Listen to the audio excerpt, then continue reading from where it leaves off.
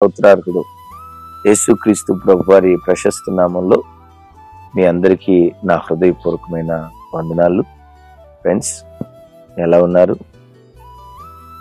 ఈ ఉదయకాలం లేచి ప్రభు సన్నిధిలో తొల్లిటి గడియ కనీసం ఒక అర్ధగంట అయినా ప్రభు సన్నిధిలో ప్రార్థన చేసుకోగలిగారా? వాక్యం కనీసం 2 అధ్యాయాలైనా చదివారా? ప్రతి క్రైస్తవుని జీవితంలో ఉదయం లేవటంతో నీ తొల్లిటి మాట దేవునితో మాట్లాడు. లేవటంతో నీ చెవులు మొదట దేవుని మాట వినాలి, నీ కళ్ళు దేవుని వాక్యం చదవాలి. అలాంటి మంచి భక్తి జీవితంలో మనం బ్రతకటం అది మనకు ఆశీర్వాదం కదా. మంచిది. ఈ దినం దేవుని యొక్క లేఖనాన్ని ధ్యానించుదాం. ఆ కాలంలో ఇశ్రాయేలీయులు, ఆ కాలంలోనే కాదు నేటి కాలం వరకు కూడా ప్రతి ఇశ్రాయేలీయుడు పడకల మీద నుంచి లేవటంతో మొట్టమొదట దేవుని సన్నిధిలో వాళ్ళు చేసే ఒక ప్రార్థన మీతో జ్ఞాపకం చేసుకోవాలనుకుంటున్నాను. అది కీర్తనల గ్రంథం 19వ కీర్తన 14వ వచనం. యెహోవా నా ఆశ్రయదుర్గమా, నా విమోచకుడా, నా నోటి మాటలను నా హృదయ ధ్యానమును నీ దృష్టికి అంగీకారములగునుగాక. విన్నారా? ప్రతి ఇశ్రాయేలీయుడు పడకల మీద నుంచి లేవటంతో చేసే మొట్టమొదటి ప్రార్థన ఏమని? నా ఆశ్రయదుర్గమా, నా విమోచకుడా, నా నోటి మాటలు నా హృదయపు ధ్యానం నీ దృష్టికి అంగీకారంగా ఉండాలయ్యా అని ప్రార్థన చేస్తాం. ఈరోజు ఈ వాక్యం వింటున్న బిడ్డలారా, ఈరోజే కాదు మన బ్రతుకు దినాలన్నిటిలో ఉదయం పడకల మీద నుంచి లేవటంతో దేవా, ఈ దినం నేను మాట్లాడే ప్రతి మాట, నా పెదవుల్లో నుండి వెలువడే ప్రతి మాట నీ దృష్టికి అంగీకారంగా ఉండాలయ్యా. నీ దృష్టికి అంగీకారమైన మాటే నా పెదవుల నుండి రావాలి, కానీ నీకు అసహ్యమైన మాట నా నోట నుంచి రాకూడదయ్యా. ఇదేనో నా హృదయం ఆలోచించే ప్రతి ఆలోచన నీ దృష్టికి అంగీకారంగా ఉండాలయ్యా అని ఉదయం లేవటంతో ప్రతిరోజు ఇక మీదట మనం ఈ ప్రార్థన దేవుని సన్నిధిలో చేద్దాం. మొదట దేని గురించి వాళ్ళు ప్రార్థన చేశారు? నా నోటి మాటలు. చూడండి, నోటి దగ్గరకు వచ్చేసరికి దేవుడు మానవ జీవితంలో ఈ బాహ్య అవయవాలు ఉన్నాయి చూసారా? ప్రతిదీ రెండు అవయవాలు పెట్టాడు. 2 కళ్ళు, 2 చెవులు, 2 చేతులు, 2 కాళ్ళు. 2 చెవులు పెట్టాడు కానీ 2 నోరులు పెట్టల. 2 చెవులు పెట్టాడు కానీ 2 నాలుకలు పెట్టల. 2 చెవులు పెట్టిన దేవుడు ఒకే నోరు ఎందుకు పెట్టాడో తెలుసా? మన జీవితంలో ఎక్కువగా వినాలి, తక్కువగా మాట్లాడాలి. అర్థమవుతుందండి? ఎక్కువగా వినాలి, తక్కువగా మాట్లాడాలి. నోటిని జాగ్రత్తగా కాపాడుకోవాలని దేవుడు ఒక నోటిని పెట్టాడు, ప్రతి మాటినన్నిటినీ 2 అవయవాలు పెట్టాడు. ఈ మాట వింటున్న దేవుని బిడ్డ, నీ నోటి మాట విషయంలో జాగ్రత్త. చెడ్డ మాటలు నీ నోట రానివ్వకు. బూతులు, సరసోక్తులు నీ నోట రానివ్వకు. అబద్ధపు మాటలు, మనుషులను మోసం చేసే మాటలు ఈ దినం నీ నోట రానివ్వకు. ఈ దినమే కాదు, ఏ దినాన కూడా నీ నోట దేవునికి అయిష్టమైన మాటలు రాకుండా నీ నోటిని జాగ్రత్తగా కాపాడుకో. అందుకని దావీదు కీర్తనలో ఒక చోట అంటాడు, యెహోవా నా పెదవుల ద్వారమునకు కాపు పెట్టయ్యా అంటాడు. విన్నారా? ఏమని ప్రార్థన చేస్తున్నాడు? యెహోవా నా పెదవుల ద్వారమునకు కాపలా పెట్టయ్యా అని ప్రార్థన చేస్తున్నాడు. ఎందుకు నా పెదవుల ద్వారానికి కాపలా పెట్టయ్యా? నా నోటి మాటలు నీ దృష్టికి అంగీకారంగా ఉండాలయ్యా. ఎందుకు నాలుకను గూర్చి, నోటి మాటను గూర్చి దావీదు ఇంతగా ప్రార్థన చేస్తున్నాడు? ఎందుకో చెప్పమంటారా? దావీదుకి ఏదైనా కష్టం వచ్చింది, ఏదైనా ఆపద వచ్చింది, దావీదు ప్రార్థన ఆశ్రయించేవాడు కదా, ప్రార్థన ద్వారా దేవుణ్ణి ఆశ్రయించేవాడు కదా. ప్రార్థన చేయాలంటే ఒక మనిషి దేంతో ప్రార్థన చేస్తాడు? నాలుకతో, పెదవులతోనే కదా. చూడండి, అతని పెదవులలో నుండి బయలుదేరే ప్రార్థన దేవుడు అంగీకరించాలంటే ఆ పెదవులు పవిత్రమైనవి ఉండాలి కదా, ఆ పెదవులు యోగ్యమైనవి ఉండాలి కదా. అందుకని దావీదు ఆ రీతిగా ప్రార్థన చేసి తన పెదవులను కాపాడుకోవటాన్ని బట్టే దావీదును గురించి బైబిల్లో రాయబడిన ఒక అద్భుతమైన మాట దేవుడే అంటాడు, అతని పెదవులలో నుండి బయలుదేరు ప్రార్థన మానక నేను అంగీకరిస్తున్నాను. జనమా, ఈ రోజు నుండి నీ పెదవులలో నుండి బయలుదేరే ప్రతి ప్రార్థన నీ దేవుడు ఆలకించునుగాక. నీ పెదవుల్లో నుండి ప్రార్థన బయలుదేరితే వెనువెంటనే దేవుడు ఆమెన్ అలాగు జరుగునుగాక అని నీవు చేసిన ప్రతి ప్రార్థనకు వెనువెంటనే దేవుడు జవాబిచ్చునుగాక. నీ ప్రార్థనకు దేవుడు జవాబిచ్చున్నట్లుగా నీ నోటి మాటను జాగ్రత్తగా కాపాడుకో. అంత మాత్రమే కాదు, యాకోబు భక్తుడు అంటాడు కదా, ఒకడు నాలుకను స్వాధీనపరుచుకుంటేనట సర్వ అవయవాలను స్వాధీనపరుచుకోవటానికి శక్తిమంతుడవుతాడట. ఎంత విచిత్రమో చూడండి. ఒక బస్సుకి స్టీరింగ్ ఎలాగో మనిషి శరీరానికి నాలుక అలాగో, వాడొక చొక్కాని ఎలాగో మానవ శరీరానికి నాలుక అలాగో.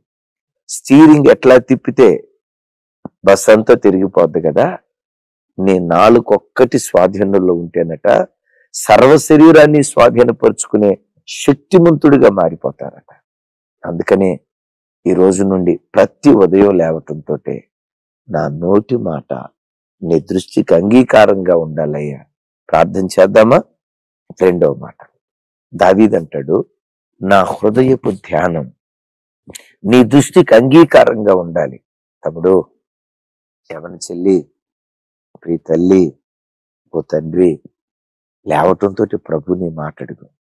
ఈ దినం నా హృదయం తలంచే ప్రతి ఆలోచన నీ దృష్టికి అంగీకారంగా ఉండాలయ్యా. నా హృదయపు ఆలోచనలు స్వాధీనపరుచుకోవాలయ్యా. ఎందుకు హృదయాన్ని గూర్చి మనం ప్రార్థన చేయాలో తెలుసా? ఒక చక్కటి మాట హృదయాన్ని గూర్చి యెషయా భక్తుడు ఏమంటాడో తెలుసా? యెషయా గ్రంథం 33వ అధ్యాయం 18వ వచనం, నీ హృదయము భయంకరమైన వాటిని బట్టి చూసారా, నీ హృదయము భయంకరమైన వాటిని బట్టి ధ్యానించును అంటాడు. వినారా ఈ మాట?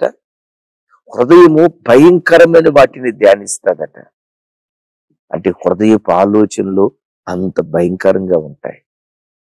ఆ స్త్రీని చూసి అక్క అని మాట్లాడుతూనే ఉంటాడు, కానీ మనసులో హృదయంలో బయలుదేరే ఆలోచనలు కొన్నిసార్లు ఘోరంగా ఉంటాయి. వదిన అని మాట్లాడతాడు, చెల్లి అని మాట్లాడతాడు, మంచి ప్రేమగానే వినయంగానే మాట్లాడుతున్నట్లుంటాడు, కానీ హృదయపు ఆలోచనలు కొన్నిసార్లు కొంతమంది జీవితాల్లో భయంకరంగా ఉంటాయి. అందుకని నేను ఎప్పుడు ఒక మాట చెప్తాను, మనిషట మంచం మీద చేసే పాపం కంటే మనస్సులో అధికమైన పాపం చేస్తాడట. చేతులతో పాపం చేసే కంటే తలంపులతో ఎక్కువ పాపం చేస్తాడట. యెషయా గ్రంథకర్త మాట్లాడిన మాట చూడండి, హృదయము భయంకరమైన వాటిని ధ్యానిస్తుంది. అందుకనే ఇర్మియా భక్తుడు అన్న మాట మీరు ఎరుగుదురు కదా, అన్నిటికంటే మోసకరమైనది నీ హృదయం, అది ఘోరమైన వ్యాధి కలిగింది అంటాడు. దావీదు అడిగే మాట ఏంటో తెలుసా? నా హృదయములో బయలుదేరే ప్రతి ఆలోచన దేవా నీ దృష్టికి అంగీకారంగా ఉండాలి. తల్లి, ఎలాంటి దివ్యమైన ప్రార్థన! ప్రతి ఉదయం లేవటంటూ తప్పకుండా ఈ ప్రార్థన చేద్దాం. మరి దావీదు ఆ రీతిగా ప్రార్థన చేయటాన్ని బట్టి దావీదు హృదయ స్థితి ఎలా వెళ్ళిందో ఒకసారి చూడండి. కీర్తనల గ్రంథం 17వ కీర్తన 3వ చరణం, రాత్రి వేళ నీవు నన్ను దర్శించితివి, నా హృదయమును పరిశీలించితివి, నన్ను పరిశోధించితివి, నీకు ఏ దురాలోచనయు కానరాలేదు. Praise the Lord. అబ్బా, ఎంత సవాలుతో కూడుకున్న మాట చూడండి. దావీదు భక్తుడు అంటాడు, రాత్రి వేళ నీవు నన్ను దర్శించావు, నన్ను పరిశీలించావు, అంతటితో వదిలిపెట్టలేదయ్యా, నన్ను పరిశోధించావు, నా హృదయాన్ని నువ్వు పరిశోధించావు. నా హృదయం అంతటిని నువ్వు పరిశోధిస్తే ఏ దురాలోచన నీకు కానరాలేదు అంటాడు. ఎంత సవాలుతో కూడుకున్న మాట. ఏమంటాడు? నా హృదయాన్ని పరిశీలించావు, వదిలిపెట్టలా, ఇంకా లోతుకు వెళ్ళి పరిశోధించావు. ఇప్పుడు మనిషి శరీరం ఎలా ఉందో కొంత తెలియాలంటే ఎక్స్రే తీస్తాం. ఎక్స్రేలో బయటపడకపోతే తర్వాత ఎక్కడికి వెళ్తాం? ఎంఆర్ఐ స్కానింగ్కి వెళ్తాం, లేకపోతే సిటీ స్కానింగ్కి వెళ్తాం. అంటే గమనించండి, పరిశీలించాడు, ఆ తర్వాత పరిశోధించాడంట దావీదుని. హృదయం అంతటిని పరిశోధిస్తే దావీదు అంటాడు, నా హృదయములో ఏ దురాలోచన నీకు కానరాలేదు. తమ్ముడు, చెల్లి, ఒకవేళ దేవుడు నీ హృదయాన్ని పరిశీలిస్తే నిన్ను గూర్చి దేవుడి మాట అనగలడా? నీవి మాట అనగలవా? ఏమని? నా దేవుడు నన్ను పరిశోధిస్తే ఏ దురాలోచన నా హృదయంలో నా దేవుని కనపడదు. అలాంటి స్థితికి మనం ఎదిగేటట్లుగా లేవటంతో నా హృదయపు ధ్యానం నీ దృష్టికి అంగీకారంగా ఉండాలి. ఎందుకు హృదయపు ధ్యానం పవిత్రంగా ఉండాలని కోరుకోవాలి? మనం ఆరాధించే మన రక్షకుడైన యేసుక్రీస్తు వారు అంటారు కదా, హృదయ శుద్ధి గలవారు ధన్యులు, వారు దేవునిని చూచెదరు.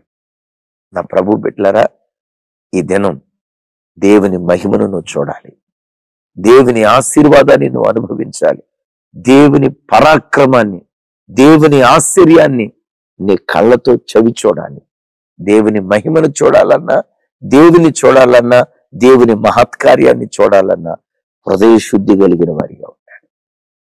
అందుకనే ఈ రోజు నుండి ప్రతి దినం లేవటంతో నా ఆశ్రయదుర్గమా, నా విమోచకుడా, నా నోటి మాటలు, నా హృదయపు ధ్యానం నీ దృష్టికి అంగీకారంగా ఉండునుగాక. ప్రతిరోజు వీటి మీదట ఈ ప్రార్థన చేద్దామా? మంచిది. మీ కొరకు చిన్న ప్రార్థన చేస్తాను. ఈ దినమంతా మీ నోటి మాటలు, మన నోటి మాటలు, మన హృదయపు ధ్యానం దేవునికి అంగీకృతంగా ఉండేటట్లు, దేవునికి ఆయాసకరమైన మాట ఏది నీ నోట రాకుండానట్లు, దేవునికి ఆయాసకరమైన ఆలోచన ఏది నీ హృదయంలో బయలుదేరకుండానట్లు ఒక చిన్న ప్రార్థన చేస్తాను. ఏకీభవిస్తారా?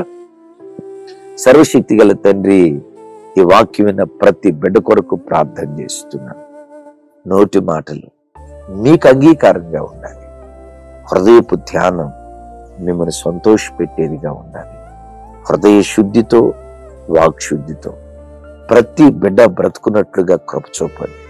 పెదవులలో నుండి ఈ బిడ్డలు ఈ దినం చేసే ప్రతి ప్రార్థన మానక మీరు అంగీకరించండి.